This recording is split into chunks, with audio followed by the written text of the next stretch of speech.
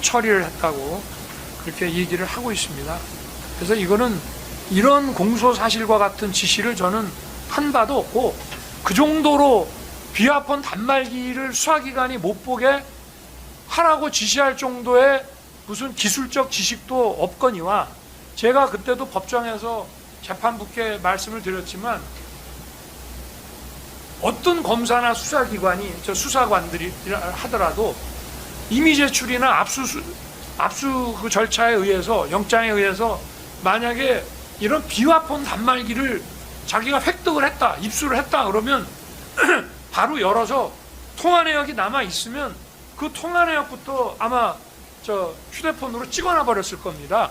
그래서 그게 수사기관에 제출이 돼 있는데, 수사기관으로 하여금 비화폰 단말기 화면을 못 보게끔 막으라고 한다는 얘기가 도대체 상식적으로 맞는 얘기인지 저는 의문이라는 말씀을 재판부께 드렸습니다. 그걸 어떻게 막습니까? 그 법정에서 얘기하는 거 보니까 박종근 그 특전사령관도 자기가 이거를 제출을 했답니다. 이걸 제출을 했는데, 자기가 통화 내역을, 의미 있는 통화 내역들은 자기가 메모를 해놓고요, 통화 내역은 다 지우고 제출했다고 하더라고요. 아마 뺏긴 사람 아니고 제출한 사람들은 다 지우고 자기가 메모 좀 해놓고 아마 제출했을 겁니다.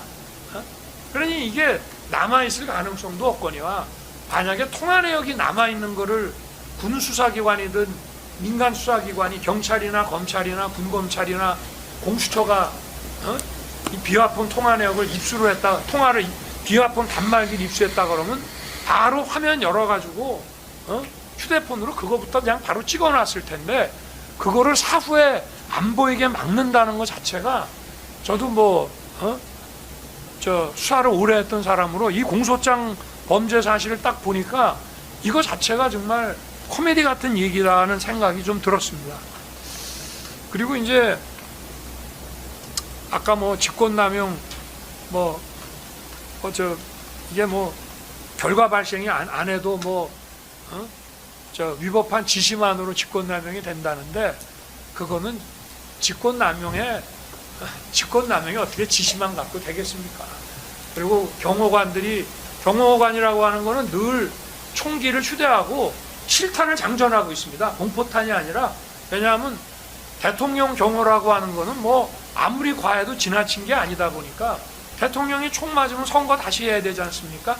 그러다 보니 늘 실탄을 장전하고 있지, 그냥 첫 발부터 실탄입니다. 그런데 그런 위험성 때문에 좀 위험성 있는 지시를 위법하게 하면 바로 직권남용이 된다. 가사 그렇다 하더라도 그러면 거기에 국한하는 것이어야만 되는 것이지, 그런 총기와 관련되지도 않은 일반 행정 업무에 관한 거를 명문의 규정도 없는 거를 그런 식으로 해석한다는 거는 도대체 어디에 터잡아서 그런 것인지 저는 좀 의문입니다. 경호처의 이런 일반 행정사무도 그러면 명문의 규정이 없는 거를 그렇게 봐야 된다는 것인지, 그 말씀을 좀 드리고 싶고요. 그리고 이제 특수공무집행 그 방해에 대해서는, 이거는 아까 내란죄 그 수사권에 대해서 장시간 아주 이론적으로 이제 송진호 변호사님이 설명을 해주셨는데, 저는 그냥 짧게 하겠습니다.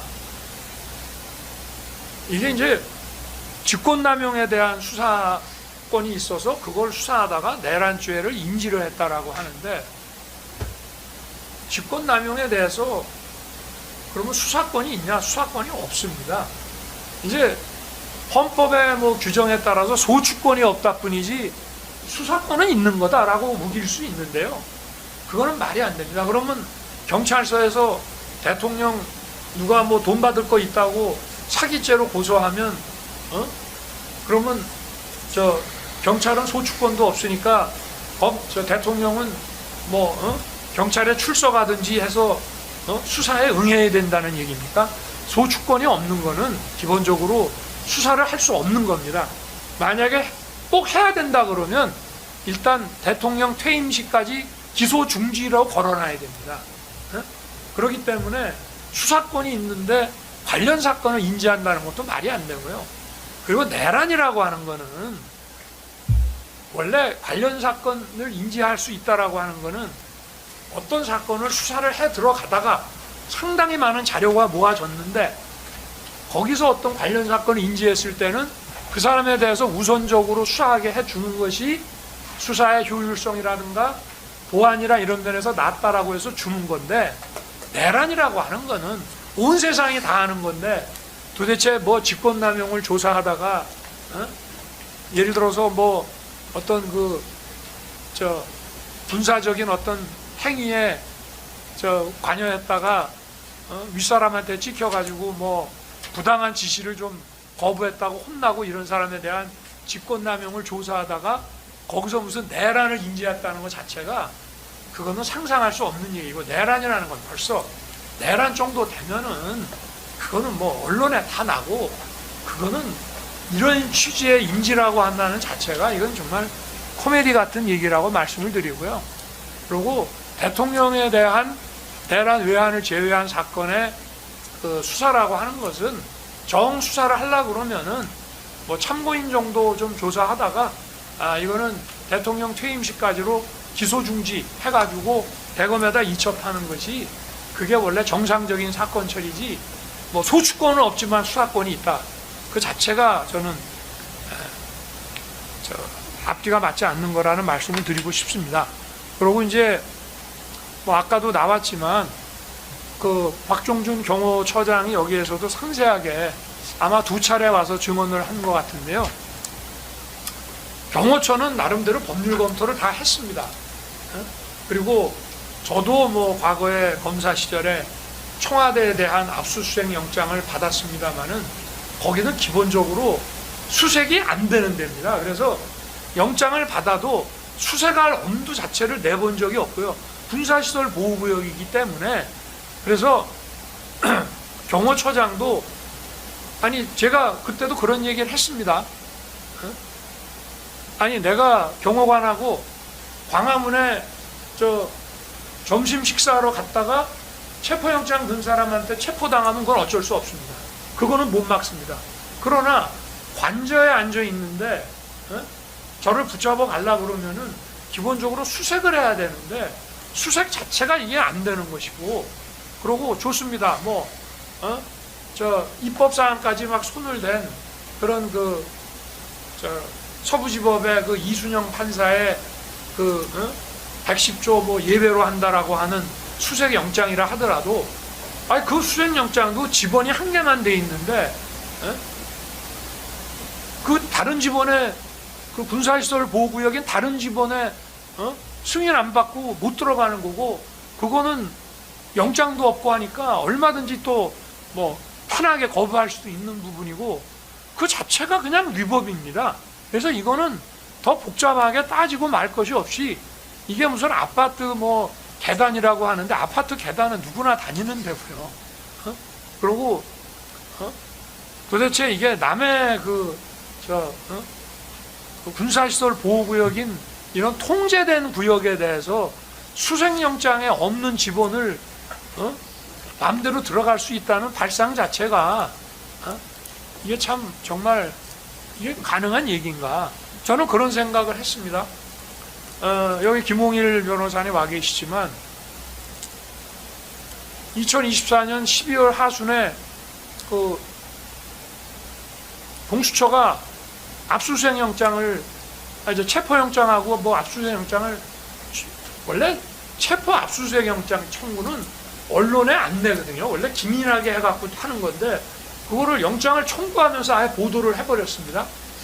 그래서 아니 보통 체포영장하고 압수영장을 청구하면서 언론에 풀하는 게 없는데 상식에 반하는데, 그래서 제가 밤인가 새벽에 그 보도 나오고 제가 김홍일 변호사님하고 통화를 하면서 이게 내란 수사권도 없으니 자기들이 이거를 경찰하고 검찰에서 넘겨받았지만 아마 출구 전략을 세우느냐고 기각당하려고 이렇게 영장을 넣은 모양이네요. 둘이 이제 그런 얘기를 저희는 순진하게 했는데, 아니 이게 나중에 보니까 110조, 111조 예외로 한다는 것까지 해서 영장이 발부된 걸 보고 거의 경악을 금치 못했습니다. 그러면은 그 당시에는 탄핵 사건의 주요 쟁점이 내란이었기 때문에 탄핵 심판 변호인들이 저녁 되면은 이제 또는 오후 좀 늦게 되면은 저 사무실에서 일하시다가 이제 저희 반조로 와서 저하고 같이 저한테 일단 얘기를 들어야 되거든요. 전체적으로 진행 경과를. 그래서 계속 오셨는데 그 내란죄의 그 공수처 수사권에 대해서 다 100% 공수처는 내란죄 수사권이 없다. 라는 이제 결론을 내리고 있는데 이제 그런 상황이란 말입니다. 그리고 이게 지금 헌법재판소의 주요 쟁점인데 그러면 대통령이 헌재 가서 거기에 대한 변론을 해야지 수사기관에 끌려가 가지고 여기에 대해서 할 수는 없는 거 아니냐. 수사권도 없지만 현실적으로도 그런 게 아니냐. 도대체 이게 왜 그러냐. 그러면 수사권을 가지고 있는 경찰이나 그러면 검찰은 또 김용현을 그때 구속을 했기 때문에 아마 그 당시에 법원의 그 공보관하고 저 행정처장인가 하는 분이 언론에 풀하고 국회에서 말씀하신 거를 보면은 어떤 논리를 대시더라고요. 그러니까 직권남용 수사권이 있어서 거기에 터잡은 게 아니다. 이거는 공범인 경찰에 대해서 수사권이 경찰의 모든 범죄에 대한 수사권이 검찰에 있기 때문에 거기에 대한 공범이기 때문에 김용현 국방장관도 하는 거다 이렇게 하고 직권남용 수사권이 내란으로 이렇게 확장된 건 아니다라는 식으로 법원에서도 책임 있는 위치에 있는 분들이 풀을 했습니다.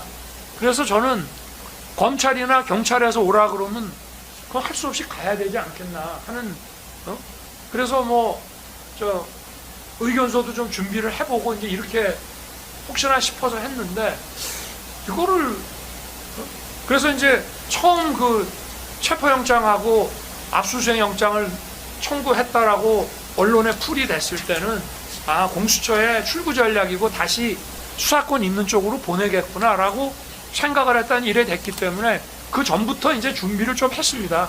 수사권 있는 대로 가겠지. 근데 공수처가 끝까지 이거를 이제 우기는 걸 보고 저는 이런 생각을 했습니다.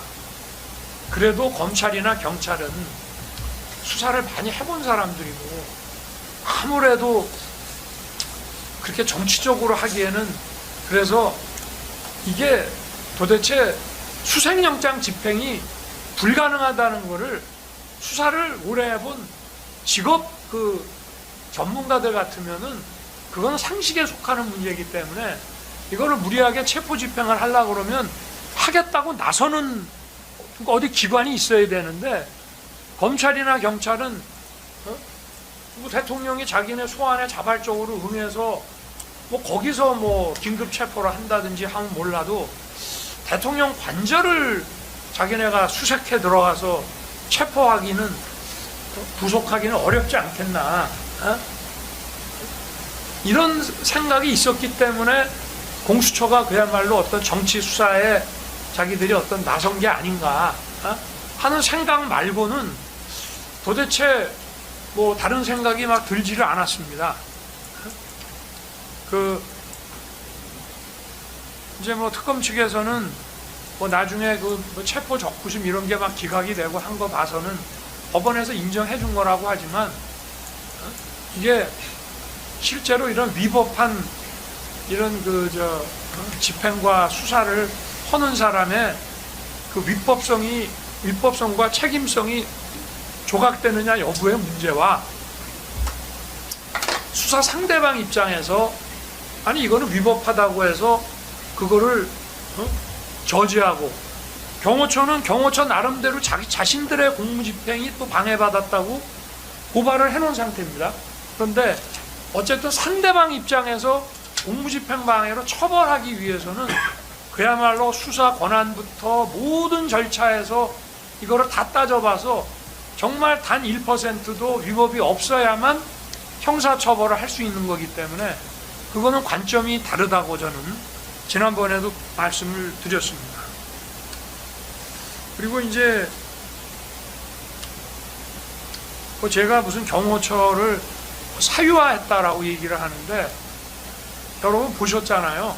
경호처 대통령이 탄핵소추가 되고 나니까, 그러면서 이제 바깥에서 막 흔드니까, 아까도 말하지만 그 남명호 같은 사람들은 이미 벌써 경찰하고 이렇게 다 선이 다 가지고 밖에 나가서 대통령 관저의 그 내부 상황을 다 이미 기밀 누설을 다 해줍니다. 그러니까 벌써 탄핵 소추가 되고 나니까, 그리고 벌써 이 탄핵 소추 분위기가 되니까 경호관들 사이에서도 균열이 벌써 쫙 벌어져 가지고, 무슨 임기 5년짜리 대통령이 이 경호처라는 것을 사유화하기도 어렵지만, 더구나 이게 탄핵 소추의 위험이 있는, 또 탄핵 인용 가능성이 어쨌든 50% 이상이라고 그 공무원들은 생각을 했을 텐데요. 당시에 무슨 탄핵 반대 운동이 벌어지는 그런 현장을 실제로 무슨 광화문이라든가 또는 뭐 세이브 코리아 뭐 집회라든가 뭐 이런 대학의 집회라든가 안국동 집회 이런 데를 실제로 가보지 않고 그냥 메이저 언론 방송만 보고 이런 사람들은 탄핵 가능성이 거의 90% 이상이라고 100%라고 생각할 타임에 어떻게 경호관들이 제가 경호관들을 사유화할 수 있겠습니까? 그리고 두 번째 집행했을 때는 그냥 다 도망갔습니다. 우리 변호인들만 좀 남아있고 다 도망갔고, 첫 번째도 실제로 용산에서 아예 오지 않은 사람도 있고요. 그런 이제 상황이기 때문에 그런 그 탄핵 소추로 직무정지된 상태에 있는 대통령이 경호처라는 조직을 사유한다는 그런 발언은, 그런 거를 전제로 한 판단은 저는 그건 맞지 않다고 보고, 제가 이거를 밑에 경호 책임자들한테 떠넘기려고 하는 것이 아니라 그냥 있는 대로 좀 법리에 따라서 판단을 해 주십사 하는 겁니다. 여기 차벽 설치라는 거는 박종준 처장이 여기 와서도 증언하면서, 이거는 관저 바깥에 이런 여러 가지 시위들에 대응하기 위해서 상당히 바깥에서 하여튼 사람들이 12월 초부터 시작해서 탄핵을 반대하고 지지하는 사람, 반대로 이런 사람들이 어마어마하게 몰려와갖고 트랙터 끌고 막 지방에서 올라온 사람들, 굉장히 위협적인 상황들이 많이 벌어졌기 때문에 이런 거는 뭐가 영장 집행을 막기 위한 건지, 뭐가 이런 시위에 따른 어떤 위험을 막기 위한 건지 분간이 안 가는 경우도 많고요.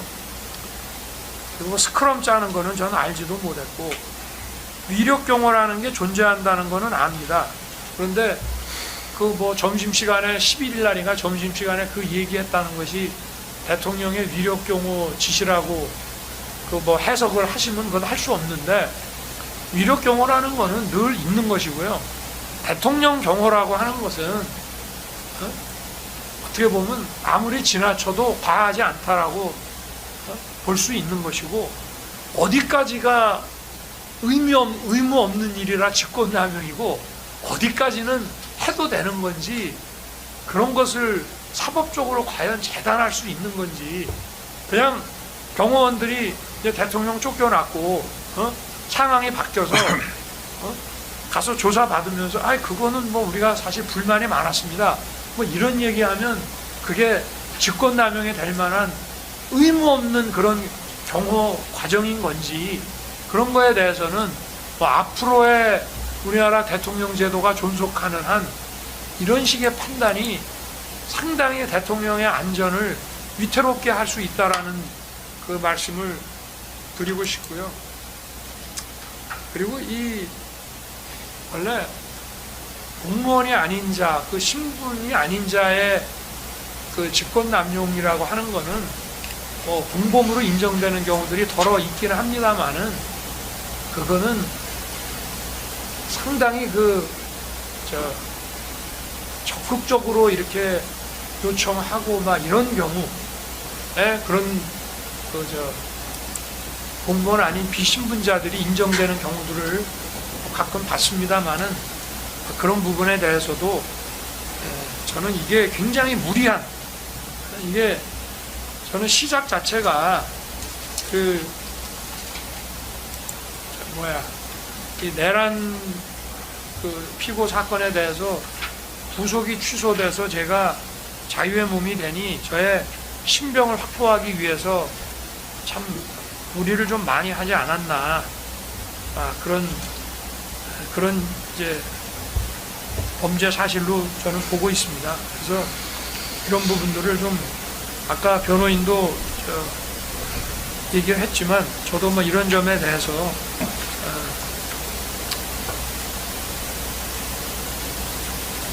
중복이 되지 않는 범위 내에서 좀 말씀을 드리고, 어쨌든 하여튼 저는 정치 상황이 이런데 제가 1월 18일에 이 사건 구속 만기라고 그래서 집으로 돌아가겠다는 생각 거의 안 하고 있습니다. 제 아내도 지금 구속이 돼 있고 제가 집에 가서 뭘 하겠습니까?